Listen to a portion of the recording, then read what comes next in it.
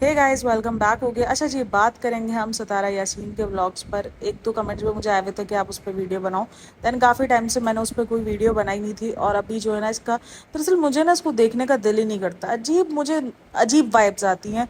मतलब वो बंदी में जो अजीब सी चीज़ें हैं, जिस तरीके की ड्रेसिंग, जिस तरीके का उसको ज़िंदगी लेवल है, और जिस तरीके की उसके ऊपर गंदगी हुई हुई है ना, मुझे देखने का दिल ही नहीं करता। एक तरफ मुझे देखकर उसको होता है कि यार देखो, एक व्लॉगिंग पैसा तो दे गई है, लेकिन क्या कुछ आपकी छीन गई है।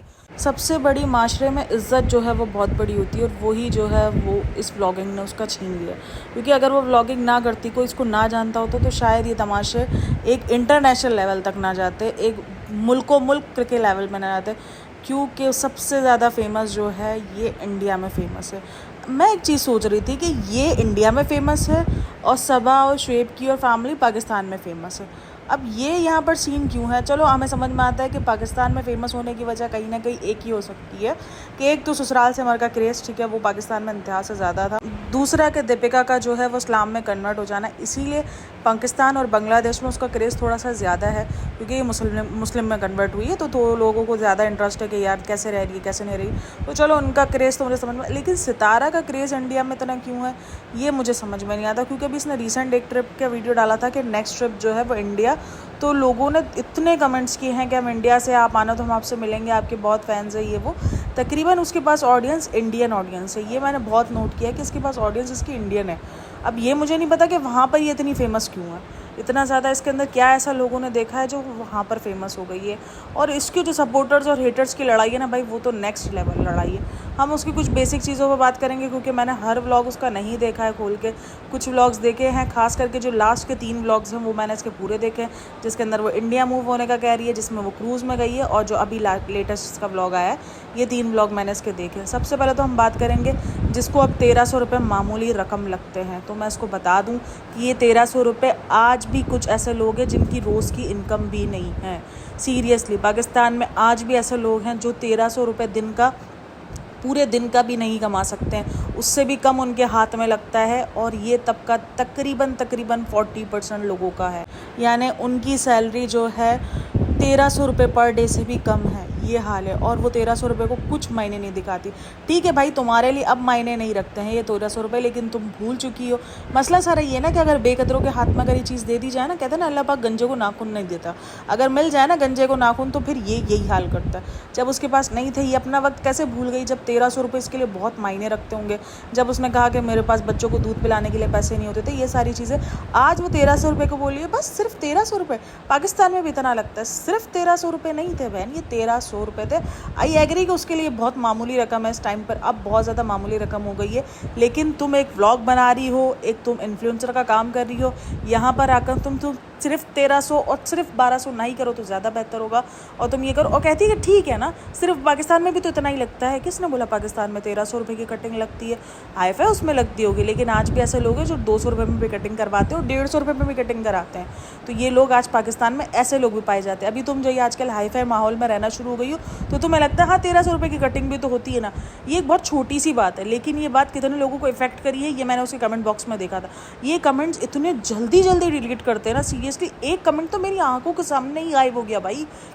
उसके अंदर वो पूरा लिखा हुआ था कि काश ये 1300 रुपये तुम हमें दे देती, मेरा रोज़ का खाना आ जाता। ऐसा कमेंट था सीरियसली। जब उसने 1300 रुपये को इतना हाईलाइट किया ना, मैं ये नहीं बोलती हूँ कि आपके पास पैसा है आप खर्च ना करो, बट उस खर्च करने पे लोगों को तो कम से कम ना गिराओ ना, उनको तो ना गिराओ। उनके लिए तुम दिखा दो 1300 रुपये थे, हमने 1300 रुपये कटिंग, मत अपने आप को महान दिखाना और दूसरों को तुम गिरा दो, कर दो। भाई तुम्हारे पास तुम्हारा पैसा है, तुम अल्लाह अच्छा और दे, ठीक है ना। तुम्हारे पास अगर तुम्हें लगता है बदनाम होकर और तुम्हें पैसा मिलना है और चाहिए तुम्हें पैसा, तो तुम और बदनाम होकर पैसे लो, क्योंकि तुमने ये कमाई जो है वो बदनाम होकर ही कमाई है। सीधा सिंपल सी बात है, वरना तुम्हें कोई नहीं जानता था अगर तुम अपने शौहर को बदनाम ना करती।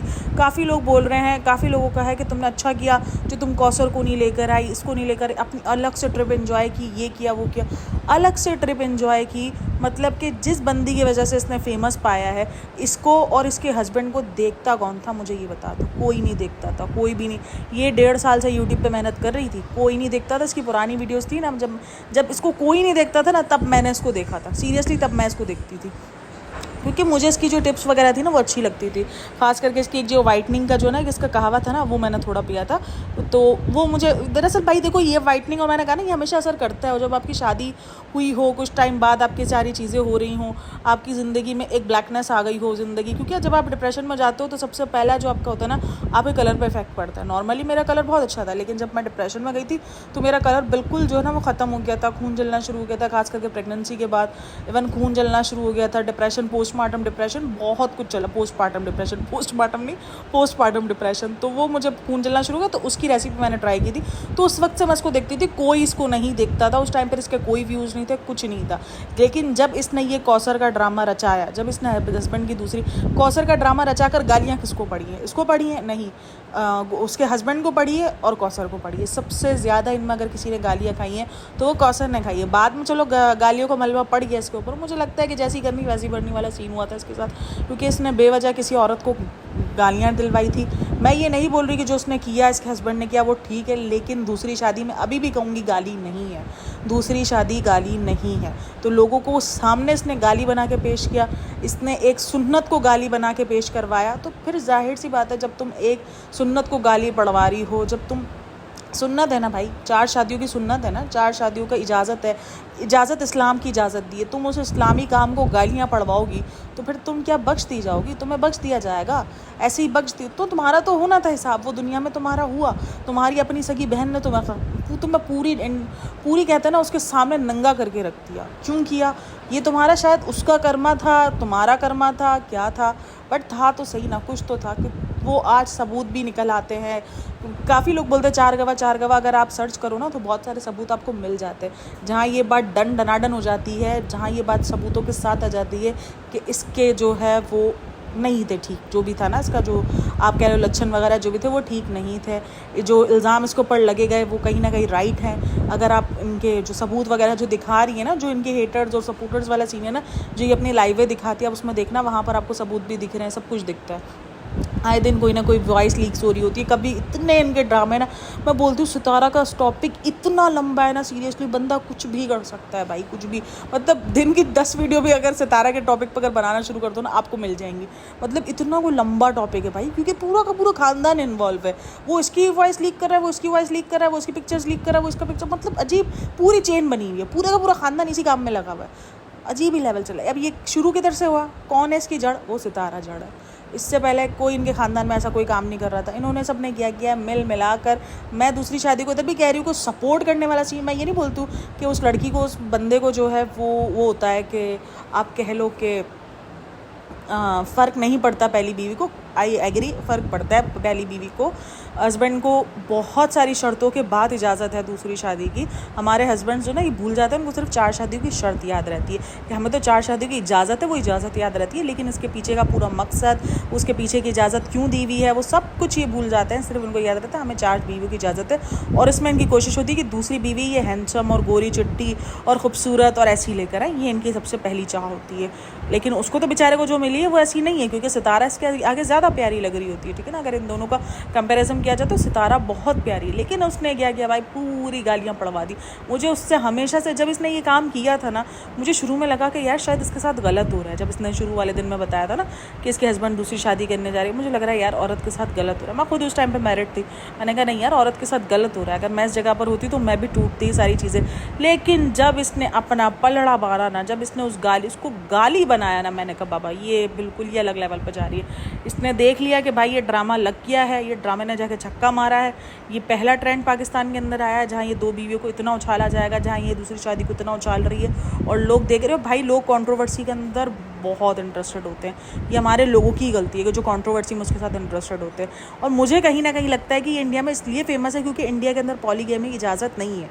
हमारे यहाँ तो तकरीबन लोगों को पता है कि दूसरी शादी की इजाज़त है, तो इसीलिए इसने गाली बनाया। तो काफ़ी लोगों ने उसको सामने से बोला भी था कि तुम गाली क्यों बना रही हो, ठीक है तुम्हारे हस्बैंड ने तुम्हारे साथ गलत किया, लेकिन गाली तो नहीं है ना बाबा, ये है तो नहीं गाली, गलत तो नहीं किया उसने, सीधा सिंपल सी बात है।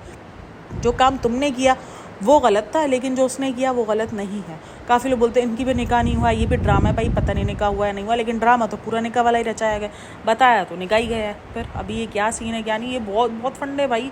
मैंने रिसेंट दिनों ना मैंने कहा चलो मैं इसको प्रॉपर ना इसके रिव्यूज़ शुरू करती हूँ। बाबा ये तो जंग, अजीब ही जंग है। कभी अकबर की वीडियो आ जाती है, कभी दिलबर की वीडियो आ जाती है, कभी फातिमा की आ जाती है, कभी सलमा वॉइस लीक करी है, कभी सलमा की वॉइस लीक हो रही है। अजीब। मैंने कहा यार ये बवंडर में मैं नहीं पढ़ सकती, सीधा सिंपल एक व्लॉग देख के रिव्यू देना अलग चीज़ है, लेकिन ये बवंडर में क्योंकि फिर आपको ऑब्वियसली कंपटीशन चल रहा होता है, उस कंपटीशन के लेवल के हिसाब से आपको चलना पड़ता है। आप जाहिर सी बात है दूसरे लोग जो है वो ऐसी वॉइसेस लीक कर रहे होंगे, ये सारी चीज़ें करूँगा, तो मेरी कौन मासूम सी वीडियो आके देखेगा।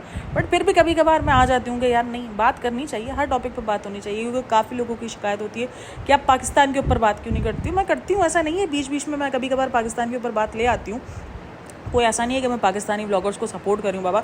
सबसे ज़्यादा मसले ही पाकिस्तानी ब्लॉगरों के साथ है, क्योंकि वो एक ऐसे मुल्क के अंदर ये बेहयाई फैला रहे हैं जो बनाई सिर्फ इस्लाम के नाम पर है। बेहयाई फैला रहे हैं भाई, क्या दिखा रहे हैं, सिखा क्या रहे हैं, मुझे बताओ।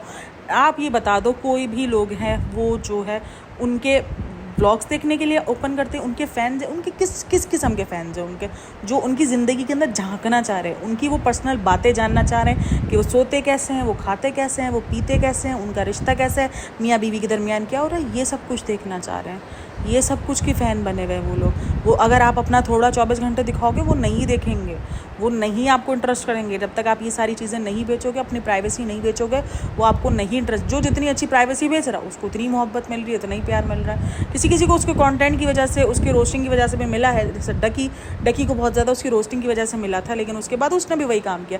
जिन बंदों को, जिसको इसने रोस्ट किया, जो शाम इदरीस और इसका जो मसला हुआ था, उसने इसकी बीवी को लेकर रोस्ट किया, और आज वही काम वो ये खुद भी कर रहा है। तो फिर कोई फ़र्क नहीं है इन ब्लॉगर्स में कोई फ़र्क नहीं है। वो अलग बात है कि वो मुझे पसंद है, मुझे थोड़ा अच्छा लगता है, उसका रोस्टिंग स्टाइल मुझे अच्छा लगता है, लेकिन काम उसका भी वही है। तो बहरहाल भाई देखो, बात कहाँ शुरू हुई तो और कहाँ निकल गई है।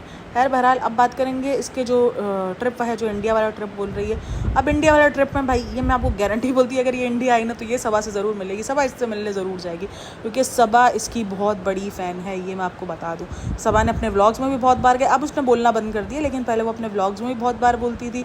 दैन उसके व्लॉग्स वो आज भी वॉच करती है, आज भी देखना तकरीबन आगे पीछे कुछ ना कुछ एक दूसरे का कॉपी कर रहे होते हैं। तो उनके व्लॉग में चल रहा है तो वो इसके व्लॉग में भी आएगा, इसके व्लॉग में आ रहा है तो वो सितारा के व्लॉग में, सलमा के व्लॉग में भी आएगा, सितारा के व्लॉग में भी आएगा। तो भाई सबा से तो वो यकीनन मिलेगी ही मिलेगी, क्योंकि सबा की और इसकी मैंटेलिटी काफ़ी मिलती जुलती है, ये मुझे लगता है। अगर इनका देखा जाए ना तो इनके अंदर यही मैंटेलिटी है, तो ये काफ़ी मिलती जुलती है। तो सबा से तो मिलना उसका डन है।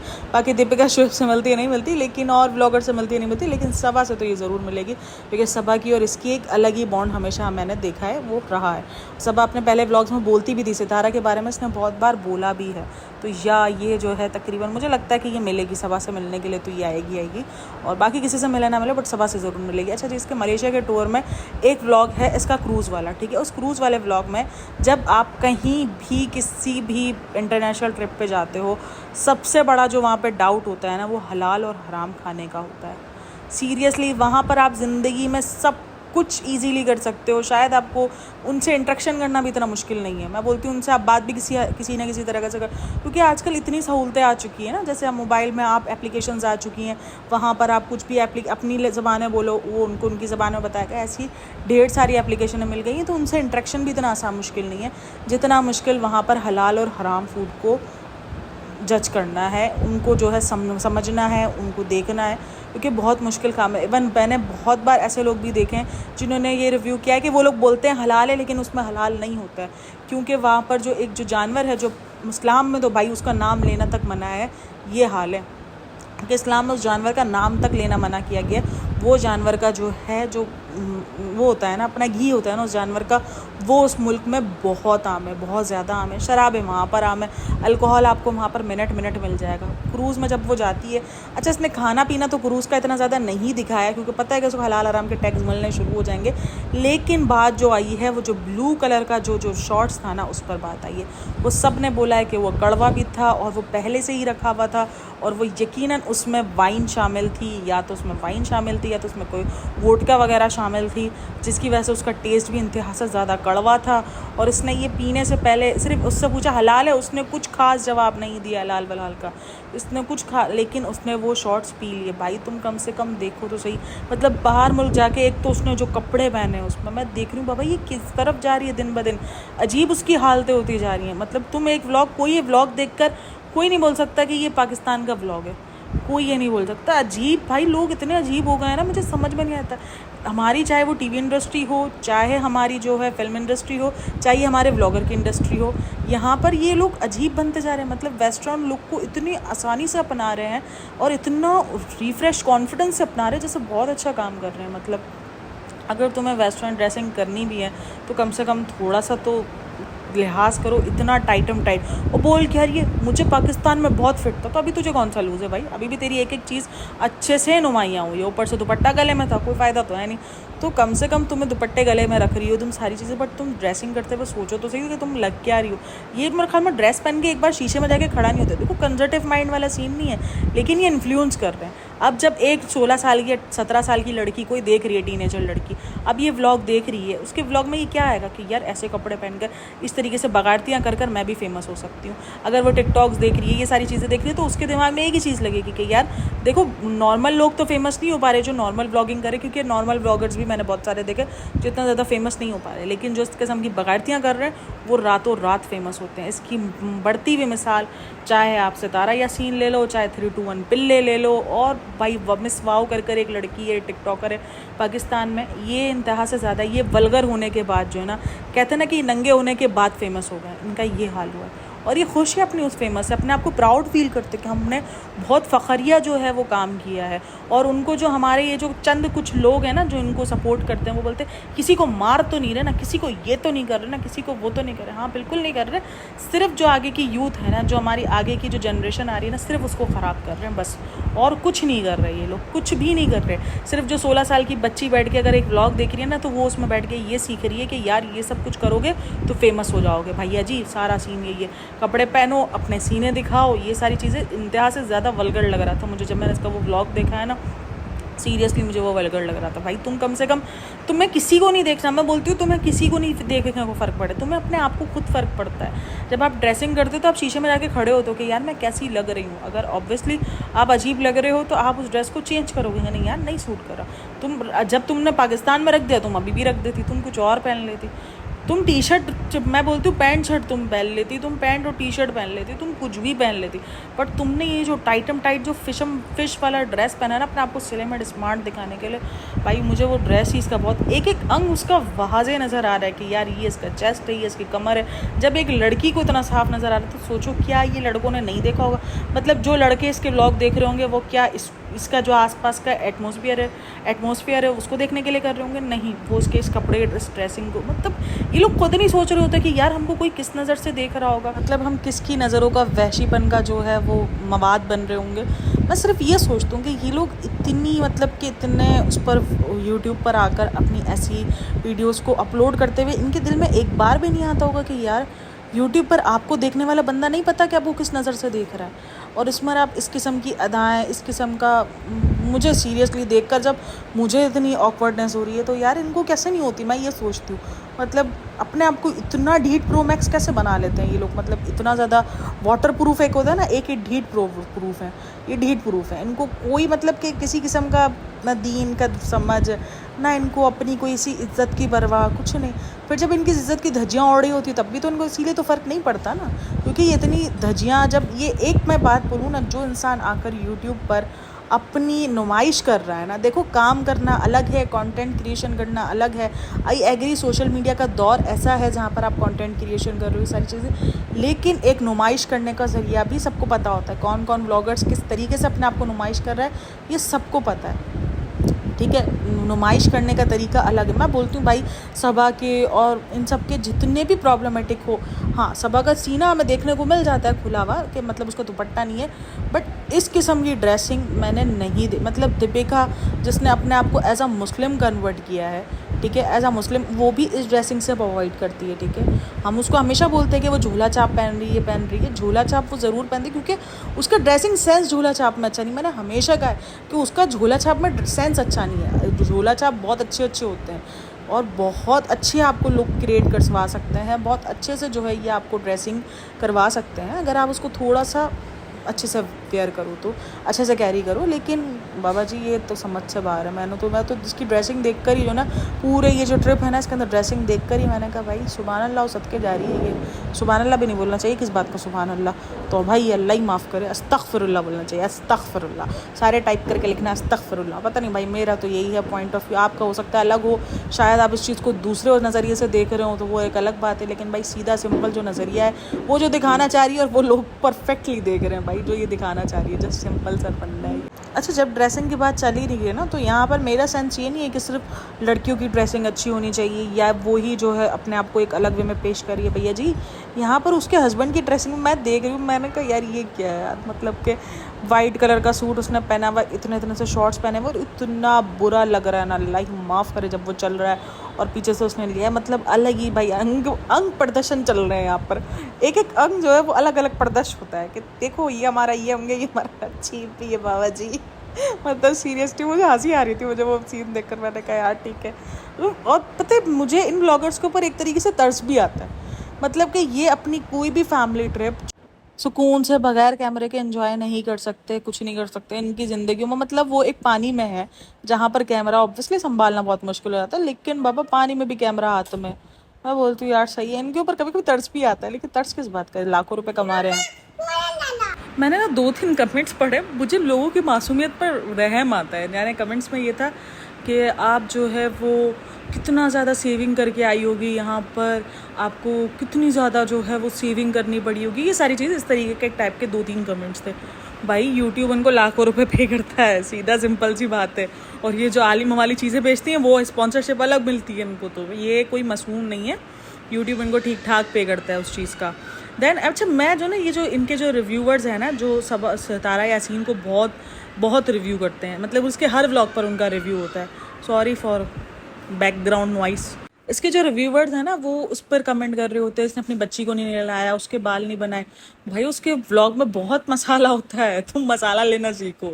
मतलब ये इस चीज़ से बाहर आ रहा, उसने बाल नहीं बनाया, उसने नहाया नहीं, छोड़ दो इस सब चीज़ों को। और बहुत कुछ है ये अपने ब्लॉग में, बहुत कुछ आप लोगों को इनडायरेक्टली चीज़ें दे देती है। बहरहाल मुझे एक चीज़ बहुत अजीब लग रही है इसके इस पूरे ट्रिप के अंदर, जहाँ ये हलाल और हराम की तमीज़ ही नहीं है। मतलब वो बोलो जिसने ये चीज़ छोड़ दी है कि भाई क्या हलाल कमाना है, क्या हराम कमाना है, क्या मैंने किया है क्या नहीं किया, जिसने यही चीज़ छोड़ दी है तो फिर कहानी ही ख़त्म है ना बाबा, हलाल और हराम वाली। मतलब खाने के लिए जिस चीज़ में सबसे ज़्यादा एहतियात करनी चाहिए कि आप क्या पी रहे हो, क्या इंटेक कर रहे हो अपने जिस्म पर, तो मुझे ये चीज़ बहुत अजीब लग रही है इसके इस व्लॉग के अंदर, जिसमें इसने पूरी हलाल हराम की तमीज़ छोड़ ही दी है। पहले भी हम सबको पता था कि वो नहीं थी उसको हलाल हराम की तमीज़, लेकिन अब उसके व्लॉग में चीज़ साबित हो गई है कि उसको जब खाने पीने का भी उसको नहीं है कि वो क्या खा रही है क्या पी रही है। वो ब्लू शॉर्ट, उसमें तकरीबन कमेंट्स में भी यही था कि ये ब्लू शॉर्ट्स यकीनन ब्लूबेरी वगैरह नहीं थे, कोई बच्चा नहीं है यहाँ पर, ब्लूबेरी शॉर्ट्स नहीं थे, ये कुछ ना कुछ अजीब ही चीज़ थी जिसके अंदर या तो वोडका शामिल थी या तो जो है वो शामिल था अपना क्या दूसरी ड्रिंक होती है ना, उस ड्रिंक का नाम जो है ना वो बार बार लोग ले रहे हैं, वो शामिल था। बहरहाल अल्लाह जाने क्या था क्या नहीं था, लेकिन जो भी था बहुत ही गलत हुआ है। वीडियो अच्छी लगी हो तो like share and subscribe my channel. Thanks for listening watching, take care, bye bye. और ये रिव्यू आपको कैसा लगा है कमेंट में लाजमी बताना, एंड आपके अपने ओपिनियन ज़रूर शेयर करना कि आप क्या सितारा यासीन जो, क्योंकि मेरे पास ज़्यादातर लोग जो है वो इंडिया से, अगर सितारा यासीन इंडिया आती है तो क्या आप में से कौन कौन उससे मिलेगा और उससे मिलने के लिए जाएगा, तो कमेंट लाजमी बताना।